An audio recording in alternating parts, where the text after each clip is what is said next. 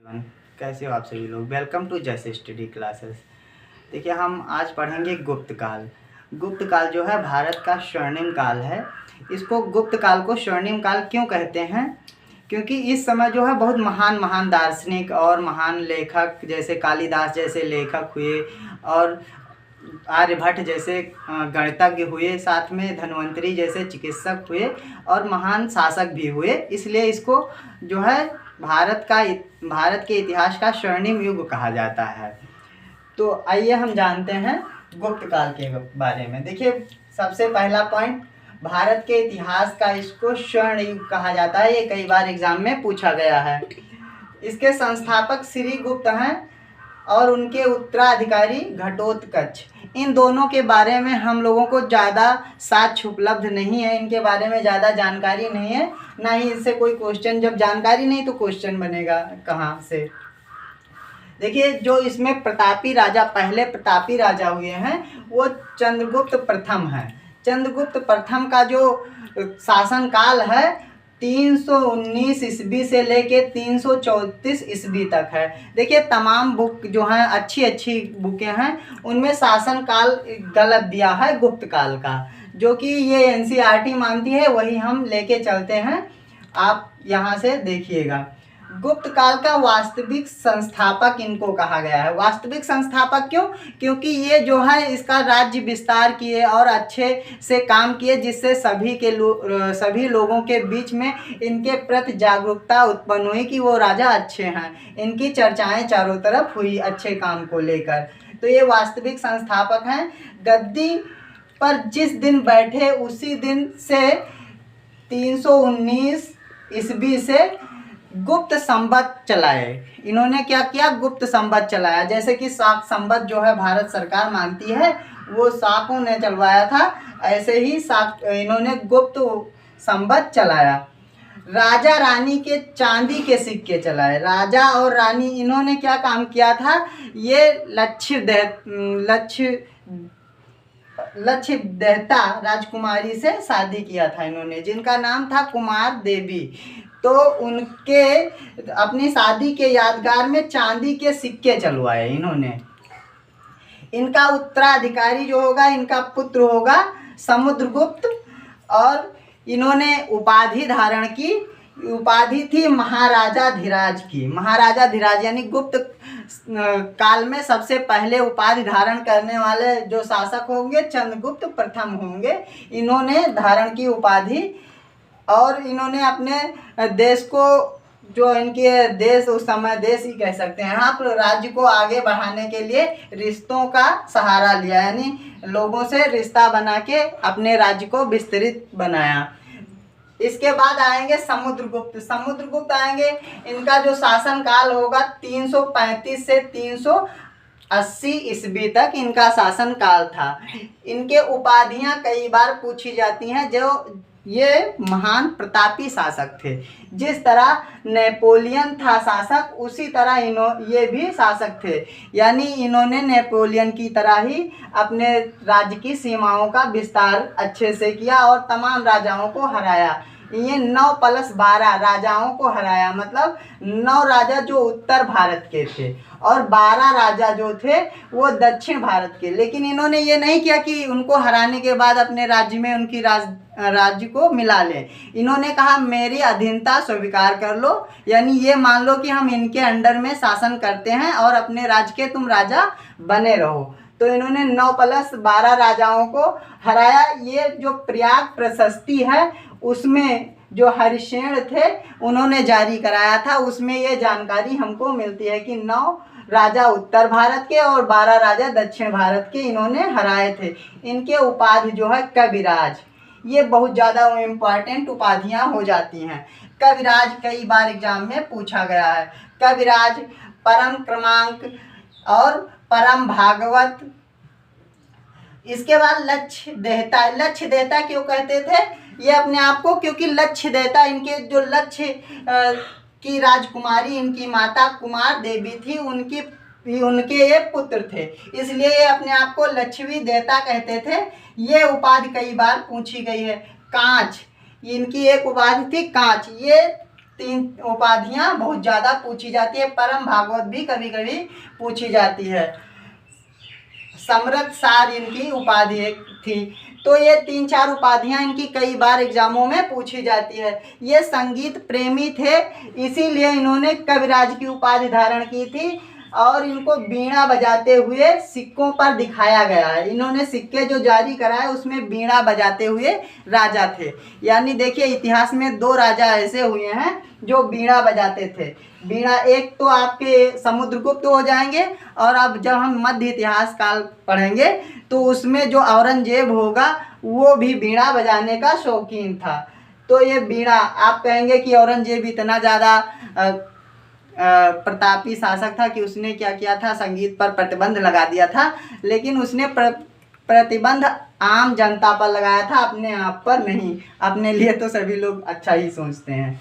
तो बीणा, इसके पास नौसेना थी, एक संगठित नौसेना। ऐसे नहीं कि 2-4 लोगों को कह दिया कि आप नौसेना हो, नहीं, एक संगठित नौसेना थी।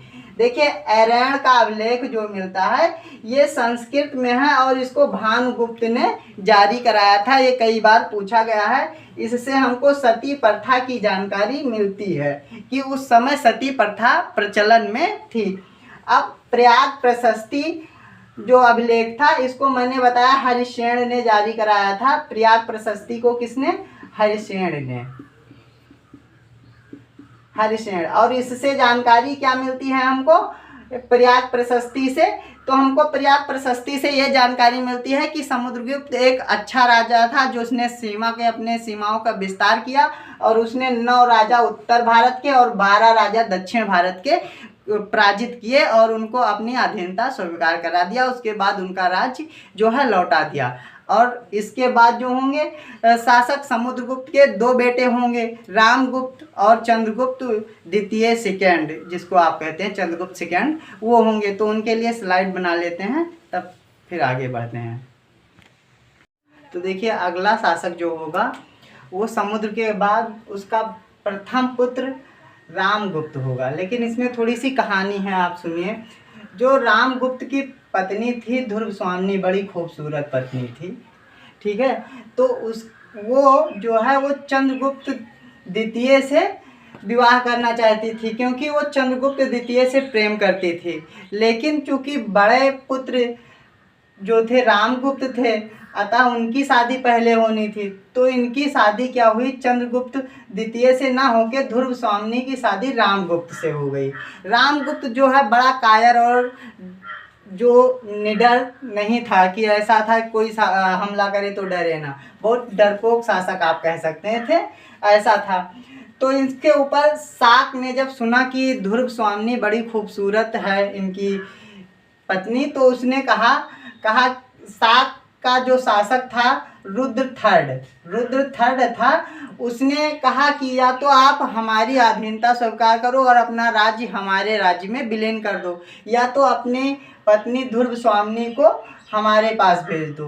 तो ये इतना डरपोक थे कि इन्होंने कहा ठीक है पत्नी जाने दो, पत्नी जाएगी तो दूसरी आ जाएगी, राज्य जाएगा तो हम राजा नहीं बन पाएंगे।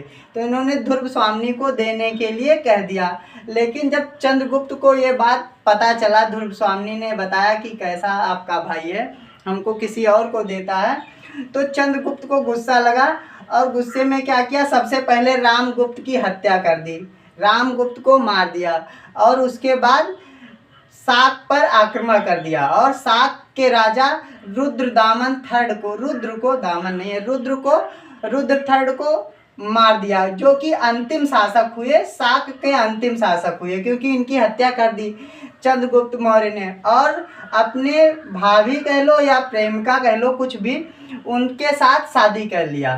ध्रुवस्वामिनी से चंद्रगुप्त ने शादी कर लिया। इसीलिए देखिए चंद्रगुप्त को शाकाहारी कहते हैं। आरी क्या काम करती है, काटने का, तो शाकाहारी मतलब शाकों को जिसने काट दिया, विनाश कर दिया जिसका। इन पे ध्रुवस्वामिनी और चंद्रगुप्त पर कई नाटक भी लिखे गए हैं। जैसे ध्रुवस्वामिनी एक नाटक है, जयशंकर प्रसाद हिंदी के महान लेखक हुए हैं, कवि भी हैं, तो इन्होंने लिखा है। और देवी चंद्रगुप्तम जो नाटक है वो विशाखा दत्त ने लिखा है। ये इन दोनों के प्रेम कथाएं इसमें हैं। देखिए चंद्रगुप्त द्वितीय जब बैठे गुप्त वंश में रामगुप्त के बाद, कहीं कहीं पर आप डायरेक्ट चंद्रगुप्त को पाओगे जो कि गलत है। तो चंद्रगुप्त द्वितीय जो बैठे उनका शासन काल था 380 ईस्वी से 404 ईस्वी तक। इनकी उपाधियां देखिए, इनकी उपाधि है शाकाहारी, मतलब शाक का विनाश करने वाले, इम्पॉर्टेंट है। परम भागवत का विक्रमादित्य, इन्होंने विक्रमादित्य की उपाधि धारण की। 14 शासक हुए हैं जो विक्रमादित्य के उपाधि धारण किए, उनमें से एक ये भी हैं जिन्होंने विक्रमादित्य की उपाधि धारण की। ये विक्रमादित्य कोई स्पेशल राजा नहीं है, ये एक प्रकार की उपाधि है जो राजा अपने आप में लेते हैं, मतलब राजा ग्रहण करते हैं। इनकी 2 राजधानियां थी, पाटलिपुत्र और उज्जैन। पहली राजधानी पाटलिपुत्र और दूसरी राजधानी उज्जैन। देखिए इनके दरबार में 9 रत्न हैं। आपने सुना होगा कि अकबर के दरबार में 9 रत्न थे। अकबर ने जो है चंद्रगुप्त द्वितीय से ही प्रेरणा लेकर अपने दरबार में 9 रत्न रखे थे। इनका जो 9 रत्न में जो प्रमुख सबसे ज़्यादा है फेमस कालिदास हैं। कालिदास एक जो है लेखक हुए हैं, इन्होंने देखो लिखा है मेघदूत, नाटक लिखे हैं, इसीलिए कालिदास को भारत का शेक्सपियर कहा जाता है। भारत का शेक्सपियर अगर पूछा जाए, कई बार पूछा भी गया है एग्जाम में, भारत का शेक्सपियर कौन है तो कालिदास हैं। देखिए इन्होंने लिखा है मेघदूत। मेघदूत की कहानी थोड़ा सा हम बताएं। मेघदूत इस पर लिखा है कि जो धन के राजा धनवंतरि हैं, उन्होंने वो जो है शंकर जी का रोज़ पूजा करते थे और 100 कमल के फूल उनको चढ़ाते थे शंकर जी को। वो पूजा करते रहते और एक एक फूल चढ़ाते रहते। तो उनका जो सेवक था फूल लेकर आता था, उसके नई नई शादी हुई थी। जब नई नई शादी हुई थी तो 100 कमल के फूल लेकर आता था। एक दिन उन्होंने देखा 99 ही कमल का फूल। तो उन्होंने पूछा, अरे दुष्ट, मेरा जो है तपस्या भंग करा दिया, मेरा पूजा खंडित करा दिया, आप 99 ही क्यों लेके आए। तो उसने कहा, आज मेरी पत्नी जो है नहा के आई थी और सुबह सुबह खूबसूरत थी, बहुत ज़्यादा खूबसूरत लग रही थी। एक जो है कमल का फूल मैंने उसके बालों में लगा दिया। तो उनको क्या काम किया, उसने अपने सेवक को पर्वतों में भिजवा दिया, कहा इनको यहाँ से आउट करो वरना ये रोज़ हमारा जो है पूजा बेकार करते रहेंगे। तो वो जब पर्वतों में चला गया अपनी पत्नी से दूर, तो इतना विरह हुआ, इतना रोया कि उसके जो संदेश थे वो मेघ मतलब बादल लेके गए। इसी पर लिखा गया है मेघदूत। अभिज्ञान शकुंतलम, जिसमें शकुंतला और अभिज्ञान शकुंतलम जो शकुंतला है और दुष्यंत की प्रेम कहानी है, इसमें ये नाटक है। कुमार संभवम लिखे हैं। तो इनको शेक्सपियर इसलिए कहा जाता है क्योंकि विलियम शेक्सपियर हुए हैं इंग्लिश के बहुत बड़े नाटककार, जो उन्होंने ड्रामा लिखा है, बहुत ज़्यादा ड्रामा इंग्लिश में नाटक को कहते हैं। तो इसी प्रकार संस्कृत में कालिदास ने बहुत सारे जो हैं नाटक लिखे हैं। अगले जो 9 रत्न में थे शंकु थे, ये वास्तुकार थे। शंकु थे वो वास्तुकार थे। अमर सिंह जो थे उन्होंने अमर कोश लिखा है। और घटपर्क जो हैं उन्होंने वो क्या थे, मुख्य सलाहकार, चंद्रगुप्त द्वितीय के मुख्य सलाहकार घटपर्क हैं। और धनवंतर क्या है, चिकित्सक, ये कई बार पूछा भी गया है एग्जाम में धनवंतर। आरुचि व्याकरण, आरुचि जो थे वो व्याकरण लिखते थे। और बैताल भट्ट ने लिखा है, ये एक जादूगर था। आपने विक्रम बैताल की कहानियाँ सुनी होंगी या पढ़ी होंगी या देखी होंगी, तो इसी पर आधारित है। और छपक जो थे वो ज्योतिष थे, ये कई बार एग्जाम में पूछा गया है। छपकर्ण जो थे वो क्या थे, तो वो ज्योतिष थे। और वाराह मिहिर पहले खगोल शास्त्री थे, मतलब पहले नहीं, खगोल शास्त्री थे, इनके दरबार में थे। आइए हम यहीं पर जो है आर्यभट्ट के बारे में जान लेते हैं, यहीं इसी को साफ करके। आर्यभट्ट भी इन्हीं के दरबार में हुए हैं। देखिए आर्यभट्ट एक महान गणितज्ञ थे जिन्होंने जीरो की खोज की थी। जीरो की खोज की थी। अनेक दावे किए जाते हैं कि अदर राष्ट्रों में कि हमने हमारे यहाँ सबसे पहले खोज हुआ था, ऐसा कुछ नहीं है। आर्यभट्ट ने सबसे पहले जीरो की खोज की थी, हर भारतवासी जानता है इसके। और साथ में आर्यभट्ट ने रूट यानी स्क्वायर की खोज की थी, और क्यूब रूट यानी वर्गमूल इसकी खोज की थी। तो आर्यभट्ट जो हैं वो गणितज्ञ हैं, इन्हीं गुप्त काल में हुए हैं। अगले कौन है? आर्यभट्ट।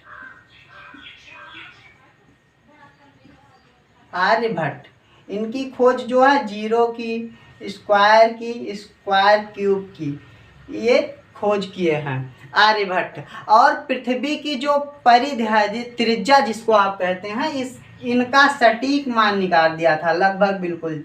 तो पृथ्वी की त्रिज्या, पृथ्वी की त्रिज्या को माप दिया था उस समय। देखिए ऐसे हुए।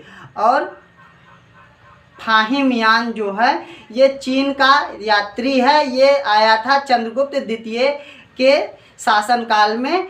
399 से लेके 414 तक रहा फाहिमयान।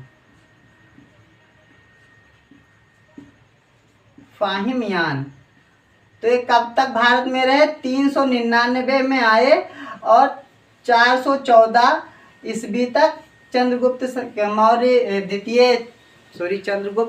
द्वितीय के शासन काल तक ये यहाँ पर रहे। इनकी जो पुस्तक है इन्होंने लिखा है वो है फा को की, ऐसे आप याद रखिए, फा क्यों की, ये पुस्तक है इनकी। इन्होंने पुस्तक लिखा है, ये ज़्यादा पूछा नहीं जाता, लेकिन हाँ आप याद रखिए। देखिए चंद्रगुप्त मौर्य है जो अपनी बेटी का विवाह कर दिए थे रुद्र द्वितीय के साथ। ये वाकांटक के नरेश थे इनके साथ, और इन्हीं के साथ ये मिलकर जो है शाक रुद्र थर्ड के ऊपर अटैक भी किए थे। तो इन्होंने विवाह नीति का पालन करते हुए अपने राज्य को विस्तृत किया। इन्होंने मथुरा को कुषाण से जीता था। तो मथुरा को कहाँ से जीता, किससे जीता था? मथुरा को कुषाणों से। ये कौन जीत रहा है? हम चंद्रगुप्त द्वितीय के बारे में पढ़ रहे हैं। जीता। इसके बाद इन्होंने अपने बेटे की विवाह कर दिया, अपने बेटे को विवाह जो है वो कर दिया, यानी ये विवाह के द्वारा अपने साम्राज्य का विस्तार कर रहे हैं। देखिए जो चंद्रगुप्त द्वितीय के शासन काल की जानकारी है वो देवी चंद्रगुप्तम से सबसे अच्छा मिलता है। तो इनके शासन की जानकारी देवी चंद्रगुप्तम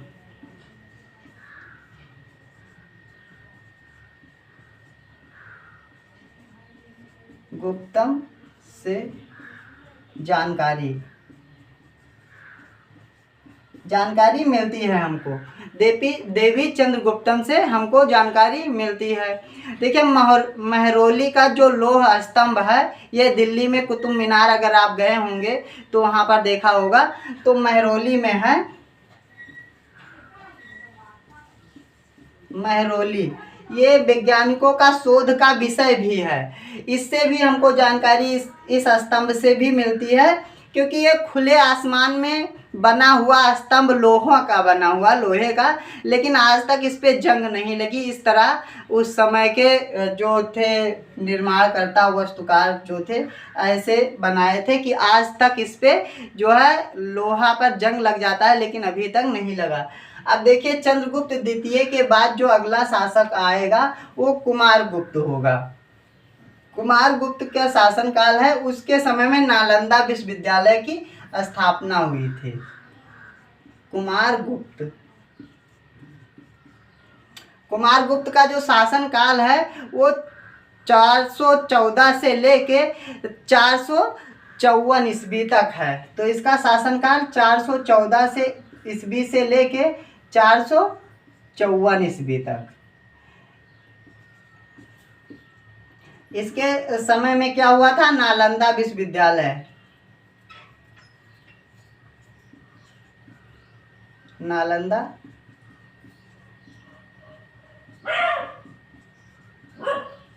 विद्यालय का निर्माण या स्थापना इसने कराया। इसमें क्या होता था, बौद्ध जो है तो ध्रुव स्वामी,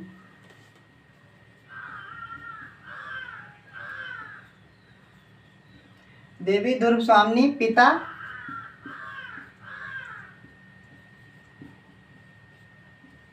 चंद्रगुप्त मौर्य, ओह सॉरी, चंद्रगुप्त द्वितीय होंगे, मौर्य हमको आता है बार बार, इसके लिए द्वितीय।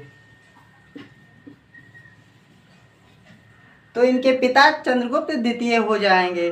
और जो नालंदा विश्वविद्यालय है इसको ऑक्सफोर्ड ऑफ महायान बौद्ध कहा जाता है। यानी महायान का, यहाँ पर महायान शाखा, बौद्ध के जो हीनयान महायान 2 शाखाएं थे, तो इसमें महायान की शिक्षा दी जाती थी। और क्या हुआ, इनका जो अगला, इनके बाद अगला आएंगे वो स्कंदगुप्त होंगे।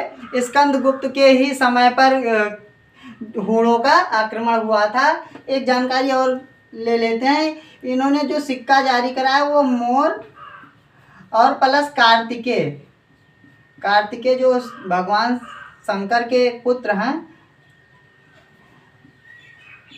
का चित्र था।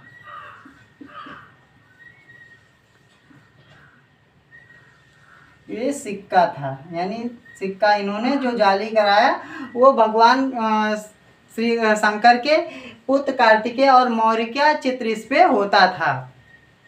अगला शासक स्कंदगुप्त होगा। स्कंदगुप्त का जो शासन काल है 554 से लेके 467 तक है स्कंदगुप्त।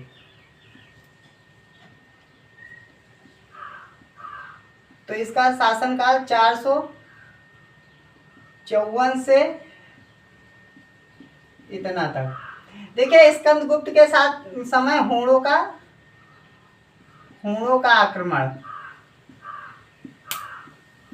ये कई बार पूछा गया है। हूणों का आक्रमण किसके काल में हुआ, तो स्कंदगुप्त के काल में हुआ। सुदर्शन झील का पुनः निर्माण, जो सुदर्शन झील के बारे में हमने बताया था, तो सुदर्शन झील टूट फूट गई थी, इसका पुनः निर्माण स्कंदगुप्त के समय पर हुआ।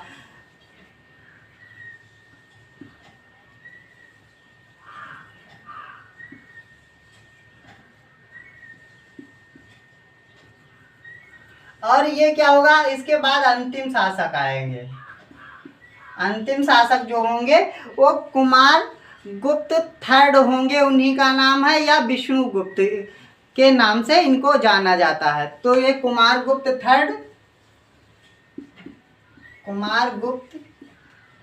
थर्ड या विष्णुगुप्त, इन्हीं का नाम विष्णुगुप्त भी है। टोटल 14 शासक हुए थे गुप्त काल में। गुप्त काल में कितने हुए थे, 14 शासक।